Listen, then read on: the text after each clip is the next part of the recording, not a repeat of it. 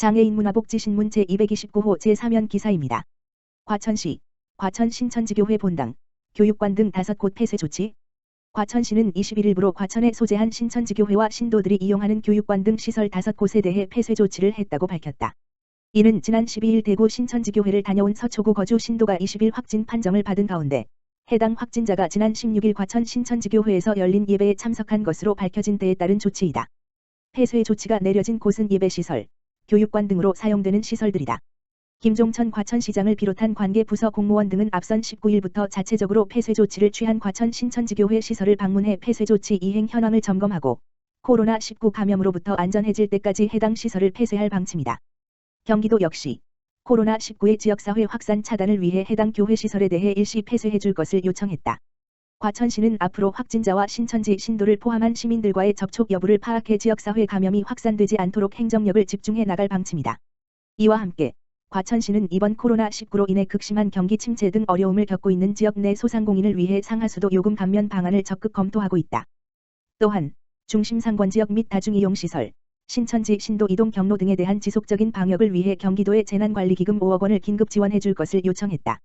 김종천 과천시장은 코로나19의 지역사회 감염 확산을 조기에 차단하기 위해 모든 행정력을 동원해 최선의 노력을 다하겠다라며 어려움을 겪고 있는 지역 소상공인에 대한 대책 또한 다각도로 검토하겠다.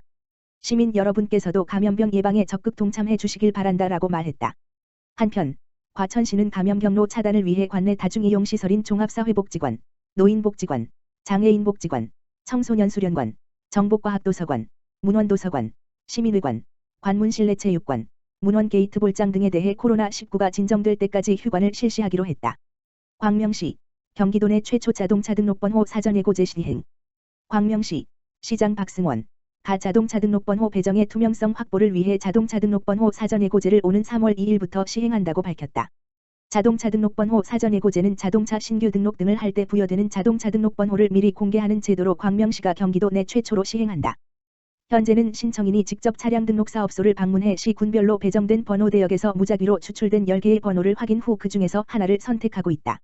광명시는 자동차 등록번호 사전예고제를 통해 매주 월요일 광명시청 홈페이지 http://www.gm.co.kr의 자동차의 종류, 번호판 규격에 따라 배정될 등록번호를 공개하고 신규 자동차 등록번호를 배정받고자 하는 시민은 배정되는 번호 대역을 사전에 검색 후 차량 등록 사업소를 방문해 원하는 번호를 신청하면 된다.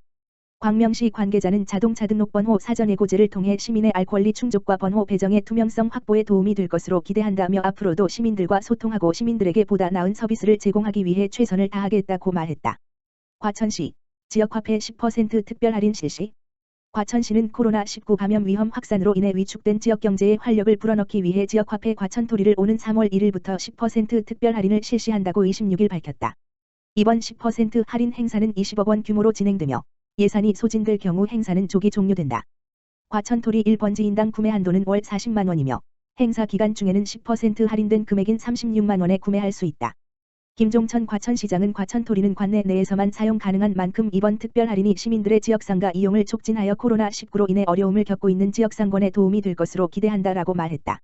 한편 과천시는 2019년 4월부터 지역화폐 과천토리를 발행해오고 있으며 지난해 80억 원 발행에 이어 올해 120억 원으로 확대 발행할 계획이다. 광명시, 지역사회보장협의체 대표협의체 회의 개최. 광명시, 시장 박승원 는 24일 광명시청 중회의실에서 광명시 지역사회보장 대표협의체 위원 및 관련 부서 공무원 40여 명이 참석한 가운데 2020년 제1차 광명시 지역사회보장협의체 대표협의체 회의를 개최했다. 이날 회의에서는 신규 위원 2명에 대한 위촉장 전달에 이어 2019년 광명시 지역사회보장협의체 결산보고, 제4기, 2019 물결표 사인 2022, 지역사회보장계획 2019년 시행계획 평가심의, 대표협의체 TF 구성 논의 등 주요 안건에 대해 토론을 진행했다. 또한 기존 민간위원장 임기 만료에 따라 이상재 현 광명시 사회복지협의 회장이 공동민간위원장으로 선출되었다. 2019년 지역사회보장계획 사업은 민선 7기 공약인 생애주기별 맞춤형 돌봄 확대와 연계하여 13개 부서에서 37개 사업이 수립되어 추진되었으며 목표 달성도, 민관협력 정도 및 우리시만의 특수시책 등을 반영한 우수사업으로는 빈곤 청소년과 가족의 대물림 차단 지원사업 청소년 폭력 원스톱 대응체계 구축 1인 가구 공동생활가정 시설 확충 광명 희망 나누기 모금 및 행복바구니 활성화 사업 등 4개가 선정되었다. 이날 회의에 참석한 박승원 광명시장은 인사말을 통해 코로나 바이러스 감염증 열아홉 대응 관련 협조 요청과 지역사회보장협의 제가 복지사각지대 발굴 및 장애인 등 취약계층을 적극 지원할 수 있는 다양한 방안을 고민하여 지역사회보장계획에 반영해주길 바란다며 인사말을 전했다.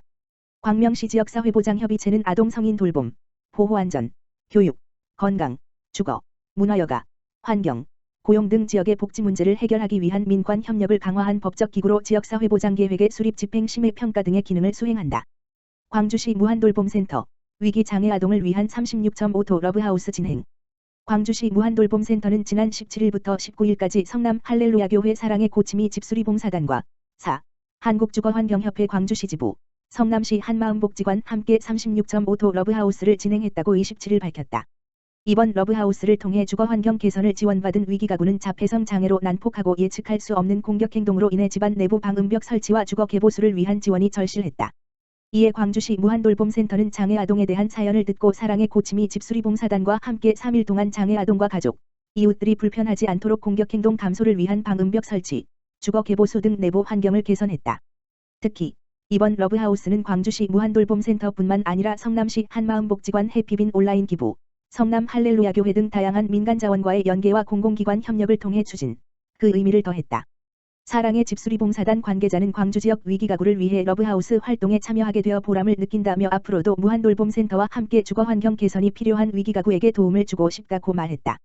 한편 무한돌봄센터는 복합적인 욕구를 가지고 있는 위기가구를 대상으로 민관 협력을 통한 복지자원 연계와 통합사례 관리를 수행해 지속적인 사후 관리를 이어나갈 예정이다. 광주시 보건소 일반 업무 잠정 중단. 광주시는 코로나19 감염 환자의 전국적 확산이 우려되고 있는 가운데 보건소 일반 진료 및 건강 증진 업무를 잠정 중단하고 선별진료소 기능 보강 등 방역 업무에 총력 대응키로 했다고 25일 밝혔다. 이는 정부가 코로나19의 국가감염병 위기 단계를 심각으로 격상함에 따라 26일부터 보건소 일반 진료 건강 증진 업무 등을 잠정 중단하고 확보한 가용 인력을 모두 선별진료소 확대, 자가격리 대상자 모니터링, 역학조사 강화, 환경소독 등 코로나19 대응 업무에 투입해 심각 단계에 걸맞는 대응 수위를 높이기 위해서다. 일시 중단하는 업무는 일반진료, 한방진료, 물리치료, 예방접종, 구강보건, 운동처방, 고혈압, 당뇨 예방사업, 치매안심센터 등이다. 또한 보건지소, 초월로 이관 처리하는 업무는 보건증 건강진단서, 결핵확인서 발급 등이며 26일부터 초월보건지소를 이용하면 된다. 다만 급성호흡기질환 진료, 의약무, 인허가 업무, 암희귀질환, 의료비지원, 정신보건 및 자살 예방관리, 장애인 방문 재활 업무, 영양플러스 등 취약계층의 필수적인 건강관리 업무는 지속한다.